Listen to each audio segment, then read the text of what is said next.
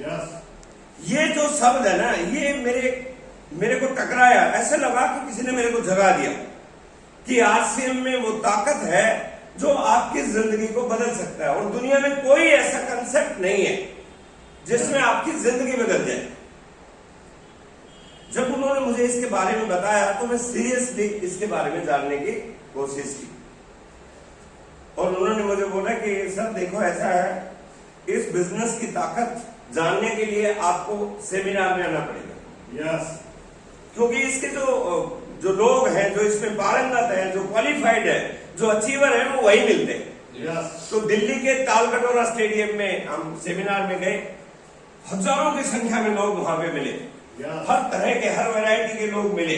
कोई वकील है, कोई डॉक्टर है, कोई इंजीनियर है, कोई गृहिणी है, कोई अनपढ़ है, कोई पढ़ा लिखा, हर तरह का व्यक्ति इस बिजनेस के बारे में बता रहा था कि ये बिजनेस बहुत अच्छा है, इससे जिंदगियां बदलती हैं। और एक सेमिनार में ज्यादा फर्क नहीं पड़ता है। यस और नो? कुछ समय के बाद जब थोड़ा सा दिमाग के अंदर ये बात गई कि यार ये काम चल सकता है, तो मैंने इस बिजनेस को ज्वाइन कर लिया। और ज्वाइन करने में कोई मैंने कद्दू में तीर नहीं मार दिया, एक छोटा सा डिसीजन लिया था। जो सामान यहाँ इस लाला की दुकान से आता था, वो सामान आरसीएम वाले लाला की दुकान से खरीदा, और वो भी 1500 रुपए का। अरे 1500 रुपए का सामान खरीद के जिंदगी बदलने का मौका मिले, तो यदि थोड़ी सी भी आपके अंदर अक्ल है तो चांस तो लेना चाहिए ना। और मैंने आरसीएम को ज्वाइन कर लिया। मुझे कुछ नहीं पता था कि जिंदगी बदलेगी नहीं बदलेगी, लोग जुड़ेंगे, सामान का कुछ भी नहीं पता। इसलिए मैं आपको ये बोलना चाहता हूं कि आप यहाँ पे आए हैं तो आप मेरी कहानी से ही सीख सकते हैं। सेमिनार में जाने के बाद मुझे इस बिजनेस का प्लग मिला कि मुझे इस काम को करना चाहिए। दोस्तों, आरसीएम में जब ज्वाइन हो जाते हैं तो इसकी एजुकेशन के 4 पार्ट हैं। पहला पार्ट है, जब आप ज्वाइन हो गए हैं तो पहले होती है होम मीटिंग। जब आप ज्वाइन हो गए तो सबसे ज्यादा दिक्कत क्या होती है आपको, आगे जब मैं बताऊंगा तो आपको ये दिक्कत होगी कि दूसरे लोगों को कैसे जोड़ूं। देखिए, मैं ज्वाइन तो हो गया, लेकिन जब 2-3 सेमिनारों में गया तो पता चला कि इस बिजनेस का नाम है नेटवर्क बिल्डिंग, दूसरे लोगों को क्लब करना। तो वो तो एक बहुत बड़ा चैलेंज होता है। लेकिन हमारे एजुकेशन सिस्टम में है, पहली मीटिंग होती है जिसको बोलते हैं होम मीटिंग। और होम मीटिंग क्या है, अपने घर में ही अपने जान पहचान के लोगों को बुलाना। 2, 3, 4 हर व्यक्ति के संपर्क में रहते हैं। दूसरा इस बिजनेस के अंदर होता है वीकली मीटिंग।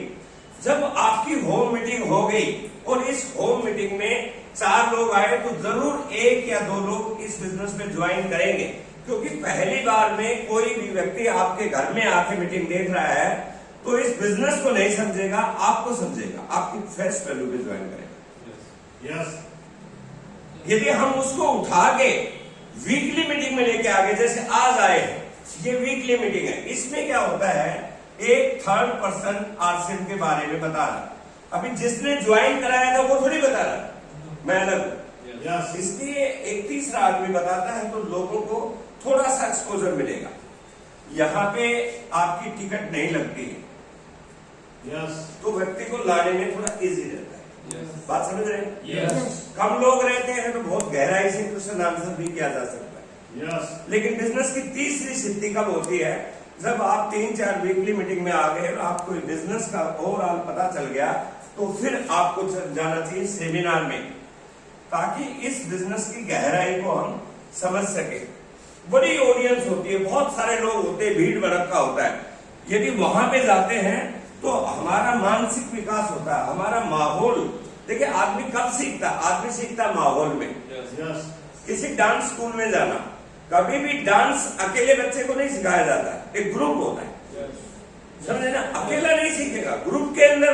अभी आप जिसको डांस नहीं आता, लेकिन शादी की जो पार्टी है, जो डीजे बज रहा है, तो सब करते हैं ना ऐसे। तो वही है, बच्चों को भी डांस भी उसी हिसाब से सिखाया जाता है, क्योंकि वहां एक माहौल बनाया जाता है। जिसको गाना नहीं आता, गाना भी माहौल में सिखाया जाता है। तो इंसान स्वाभाविक रूप से झुंड में काम करता है, झुंड में।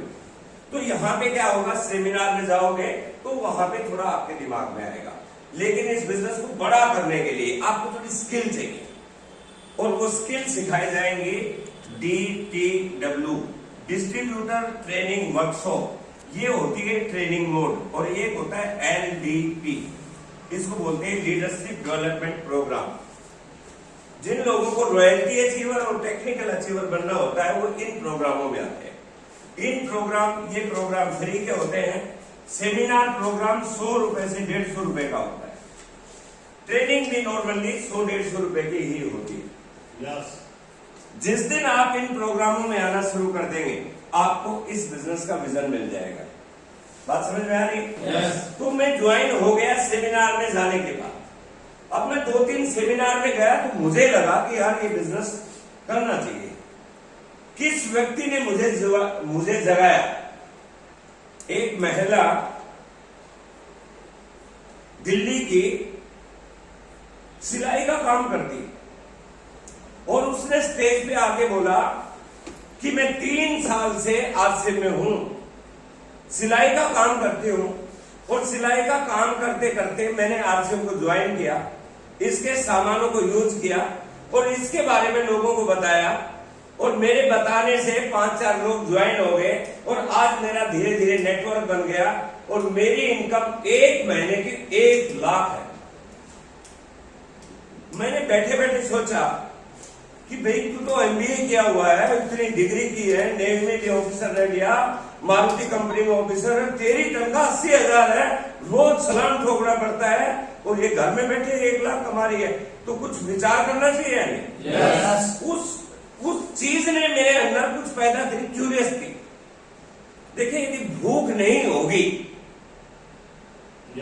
जब किसी चीज को पाने की भूख नहीं होगी, TCG आजकल बोलते प्यास, प्यास नहीं होगी, तब तक आप उस काम को करेंगे नहीं, आपके अंदर इच्छा जागृत नहीं होगी। एक बार एक ट्रेनिंग प्रोग्राम में मैं गया, और उस ट्रेनिंग प्रोग्राम में हमें बताया गया, सुबह हम गए, वहां बताया गया था खाना वाना सब कुछ मिलेगा, तो हम सुबह खा के नहीं गए,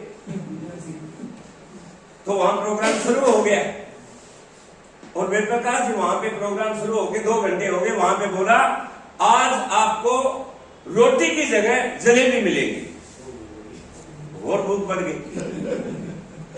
और उन्होंने सबको दिखाया, अब ये देखो खाना रखा है, कमरा खोल के दिखाया, कमरे में खाना रखा हुआ था, कमरे में खाना का वो रखा हुआ था, रोटी, पकोड़े, समोसे, बहुत सारी चीज रखी हुई थी, लेकिन हमें बताया कि आपको रोटी की जगह क्या मिलेगा? जलेबी।